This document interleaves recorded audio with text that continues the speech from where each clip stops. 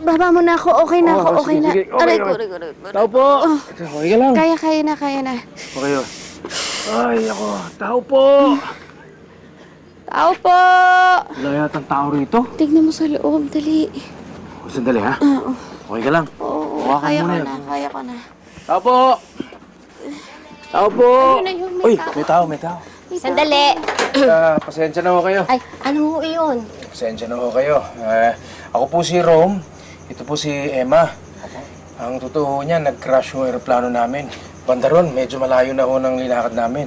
Kailangan ho namin ng tulong ninyo. Baka meron ho kayong cellphone para matawagan po namin ng Maynila para ma-rescue ho kami. Eh, naku, pasensya na kayo. Wala kaming cellphone. Ang pinakamalapit lang na telepono dito, sa bayan. Kaya lang, may isang oras pang lakarin mula dito. Mas mabuti pang dumito na muna kayo at para makapagpahinga kayo. Bukas na lang kayo magpunta ng bayan. Di ba, my loves? Mas mainam pa, doon na sila sa kwarto natin. Mag-asawa ba kayo? Oho. Ay, hindi ho. Hala? Bakit ganon? Oo at hindi. Anong klaseng mag-asawa yan? Baka gano'n ang uso sa Maynila. Hindi na ho kasi kami nagsasama bilang mag-asawa. Nasa proseso na ho kami ng annulment.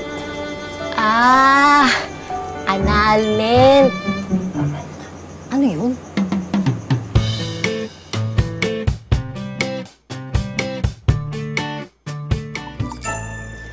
Pag na-grant na ho yung annulment namin ni Emma, pwede na ho kami magpakasal sa kahit na sino.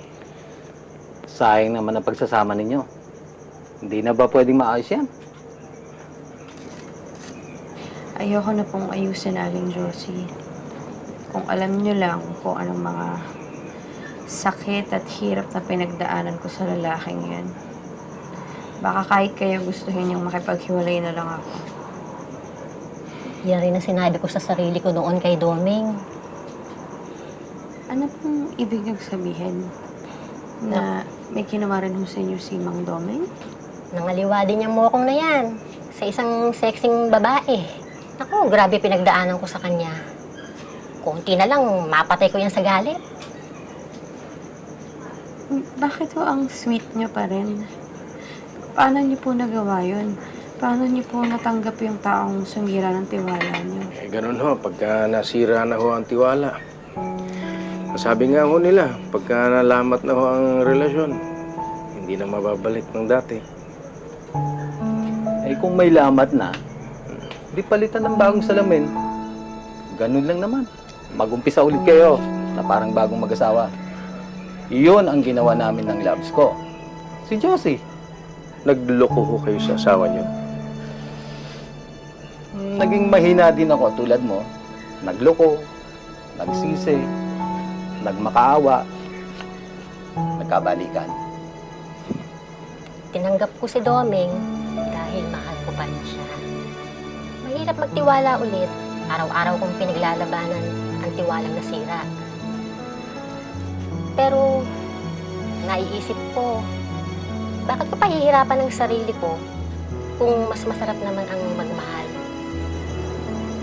Kung mas masaya ang mahalin siya kesa sa pagdudahan siya ulit. Sana nga ho, ganun lang kadali.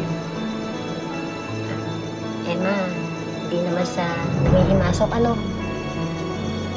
Parang natatakot ka na masaktan uli ni Ro. Kung ano yung nasa puso mo, yan din ang hinihintay ng asawa ko sa'yo.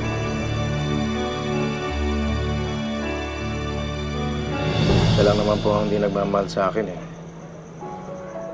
Pero ako po, napatunayan ko na siya lang ho nasa puso ko. Huwag kang mawalan ng pag-asa kay Emma Rome. Patuloy mo lang siyang mahalin. Paano naman ho kung hindi na niya ako mahal? Kung ayaw na niya ako balikan. Isang araw, pag-gising ko, para naman ako talunan. Hindi natatalo.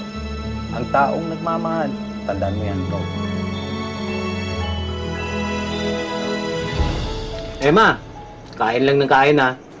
Tinulungan ako ni Rom sa pagluto niyan. Ang sarap. Mas magaling ho si Emma magluto. Mas masarap. Pero special pa rin ang luto ni Rom.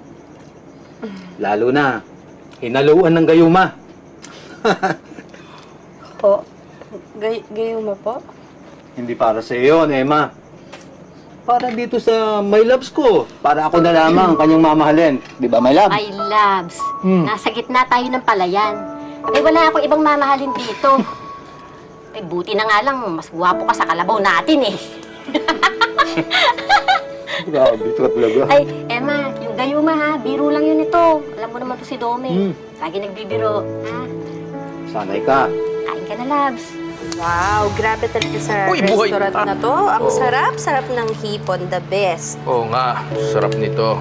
At alam mo ba kung ano pang mas masarap dito?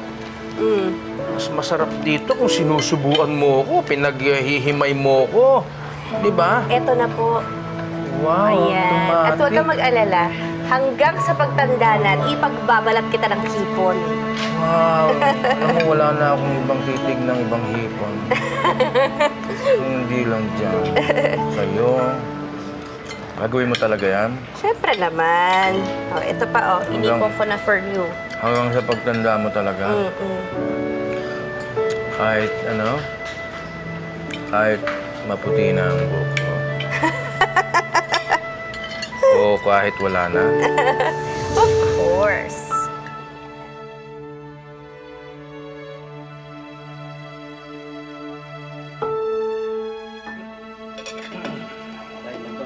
Rom, ba't ka natutulala dyan?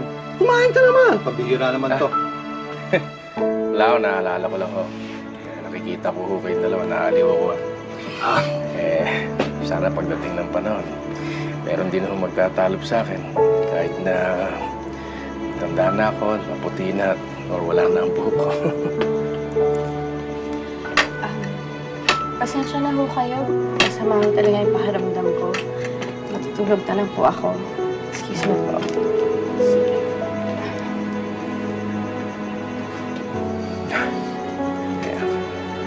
Kaya hindi ko matuloy-tuloy yung sa akin.